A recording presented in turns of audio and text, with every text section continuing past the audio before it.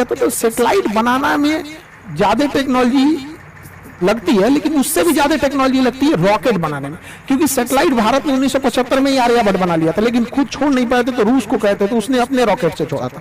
तो हमारे पास PSLV बहुत भरोसेमंद सैटेलाइट है, यह रॉकेट है, यह अब तक 50 सफल अभियानों को कर चुका है, बहुत बेहतरीन है। मंगलयान से लेके ये सब ने बहुत बड़े बड़े सफल कारनामे किए, लेकिन इसके जगह पे कॉस्ट बचाने के लिए इसमें स्मॉल सैटेलाइट लॉन्च व्हीकल हम लोगों ने नया बनाया था, और ये बहुत बेहतरीन था, इसने काम भी बहुत अच्छा किया। इसके देखेंगे तो इसके 4 स्टेजेज हैं, मेनली 3 स्टेज है। सबसे बड़ा स्टेज जो है पहला स्टेज है, इसके बारे में पहले समझते हैं। इसकी लंबाई 34 मीटर है, व्यास जो इसकी मोटाई है वो 2 मीटर है, 120 टन खुद इसका भार है। तो अपना भार है, लेके कितना जाएगा, तो 500 केजी के सैटेलाइट को लेके चला जाएगा। आजकल 500 केजी में बहुत बेहतरीन सैटेलाइट बन जाएंगे। 500 केजी के सैटेलाइट को 500 किलोमीटर की ऊंचाई तक ही इजीली लेके जा सकता है। सबसे बड़ी विशेषता इसकी 30 करोड़ रुपए है, महज 30 करोड़। जबकि भारत अपना सैटेलाइट जब यूरोप वालों को देता है ना, तो यूरोप वाले उस सैटेलाइट को छोड़ने का 500 करोड़ रुपया फीस लेते हैं। तो जरूरत नहीं, 500 करोड़ रुपया तो फीस ले रहा है, हम लोग का 30 करोड़ का रॉकेट वे आ गया यहाँ पर। और ये महज 3 स्टेज का है, और एक वेलोसिटी टर्मिनल मॉड्यूल है, यानी टोटल 4 स्टेज का। सबसे बड़ा स्टेज जो है पहला स्टेज है, पहला स्टेज है सबसे बड़ा। तो ध्यान से समझते हैं इसके बारे में और डिटेल से। पहला स्टेज बहुत बड़ा है, और पहले स्टेज जो है वो 94 सेकंड तक चला।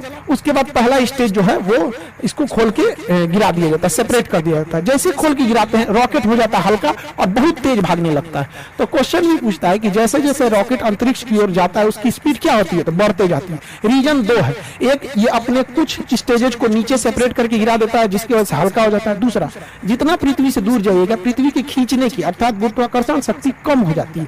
तो एक तो शक्ति कम हो गई, दूसरा भार कम हो गया, इस वजह से तेज भागता है। दूसरा स्टेज जो था वो 113 सेकंड तक चला था। तीसरा स्टेज जो था वो 106 सेकंड तक चला था। यहां तक में कोई प्रॉब्लम आई थी चौथे स्टेज।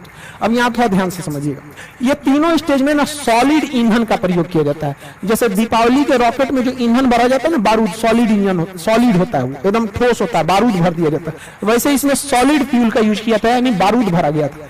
इसमें एक बार आग पकड़ लिया ना तो आपके कंट्रोल में नहीं रहेगा, ना ही आप इसे स्टॉप कर सकते हैं। तो सॉलिड इंजन की एक खराबी, पावर तो तगड़ा देते हैं सब, लेकिन इन्हें आप कंट्रोल नहीं कर सकते। तो इसरो कितना दिमाग लगाया, जब सीधे ऊपर भेजना था तो लगा दिया तीनों में सॉलिड इंजन।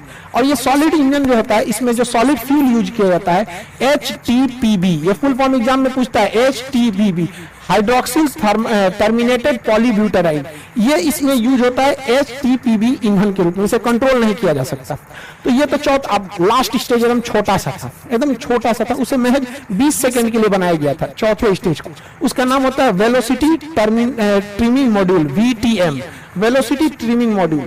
यहीं से गड़बड़ चालू हो गया। इस ससुरा को चलना था चौथा स्टेज को 20 सेकंड के लिए, चला 21 सेकंड के लिए, 1 सेकंड के लिए चला। तो क्या हो गया कि ये सर्कुलर की जगह इलिप्टिकल पाथ पर चला गया।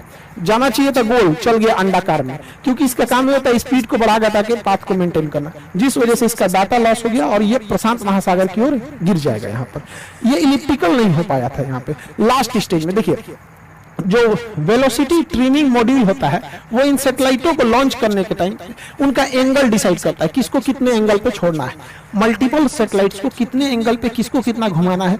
यहीं पर डाटा लॉस हो गया। ये सारा चीज अपने समय सही से चल रहा था, यहाँ पे क्या हो गया, डाटा लॉस हो गया। 20 सेकंड की जगह पे 1 ही सेकंड फायर हुआ। इसका मतलब पूरा रॉकेट सही है, कोई दिक्कत नहीं है, बस ये ट्रिमिंग मॉड्यूल में दिक्कत है, एंगल गड़बड़ा दिया था। देखिए एक चीज ध्यान से समझिएगा, जो सैटेलाइट उपग्रह जो होते हैं पृथ्वी के करीब घूमते हैं उन्हें सर्कुलर पाथ पर घूमना पड़ता है, और जो दूर घूमते हैं उन्हें इलिप्टिकल पाथ पर घूमना पड़ता है।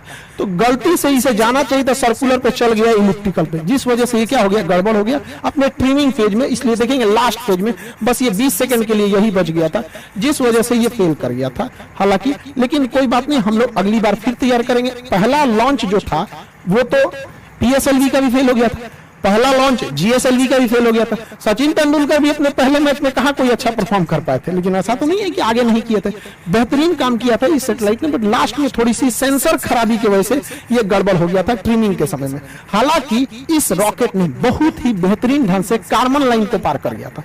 कार्बन लाइन क्या होता है, ध्यान से समझिएगा। पृथ्वी से वह ऊंचाई जिसे आप अंतरिक्ष मानते हैं, उस ऊंचाई को ही हम कार्बन लाइन कहते हैं।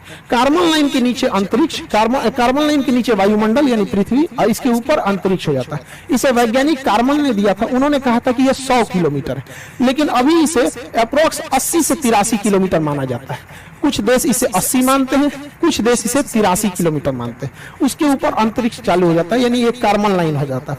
1967 में एक समझौता हुआ था जिसके तहत कहा गया था कि कार्बन लाइन से ऊपर का एरिया किसी देश का नहीं है, उसमें कोई भी जहाज, कोई भी सैटेलाइट जा सकता है, और कार्बन लाइन के नीचे का एरिया उसी का है जिसके जस्ट नीचे वह देश है। यानी भारत अपने 80 यानी 83 किलोमीटर की ऊंचाई तक अगर कोई भी मिसाइल जाएगा तो उसे अपने ऊपर खतरा मान के मार के गिरा देगा, कोई जहाज जाएगा तो उसे मार के गिरा देगा। समझ आ रहा है कि नहीं? तो हमारा एरो स्पेस कितना होता है अपने क्षेत्र से? 83 किलोमीटर। लेकिन समस्या यहाँ ये आती है कि कोई देश इसे 80 मानता है और कोई देश इसे 83 मानता है। जो 83 मानता है वो तो ऊपर ऊपर जाएगा। अब जैसे मान के चले भारत कहेगा कि हम 80 मानते हैं, अमेरिका कहेगा 83 मानते हो, तो जाएगा।